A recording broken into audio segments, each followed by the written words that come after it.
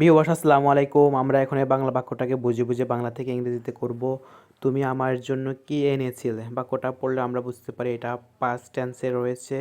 তো এটা আমাদেরকে ফার্স্ট ইনডিফিনিট টেন্সে ইন্টারোগেটিভের স্ট্রাকচার অনুযায়ী করতে হবে।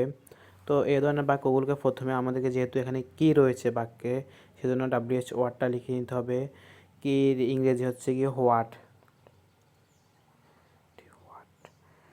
হোয়াট তারপরে যেহেতু প্রশ্ন করার ক্ষেত্রে আমরা পাস্ট টেন্সে যদি প্রশ্ন করি তাহলে সেক্ষেত্রে আমরা ডিড নিব। আর সবসময় মনে রাখবো ডু ডাজ ডিডের পরে কিন্তু বার্বের বেস ফ্রম বা বি1 হয়। তারপরে আমাদেরকে সাবজেক্টটা লিখে নিতে হবে। সাবজেক্ট যেহেতু তুমি রয়েছে বাক্যে সেজন্য আমরা ইউ নিচ্ছি। হোয়াট ডিড ইউ, এরপর আসতে হবে মেইন ভার্বে। মেইন ভার্ব সচরাচর বাংলার বাক্যেই থাকে, বাংলা বাক্যের শেষে থাকে। এনেছিলে ইংরেজি আমরা লিখতে পারি ব্রিং।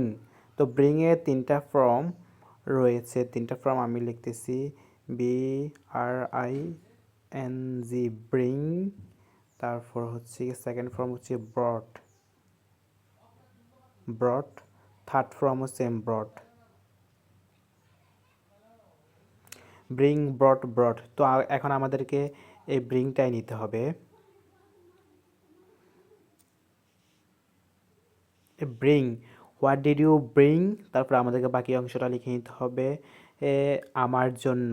আমার জন্য ইংরেজি আমরা লিখব ফর মি।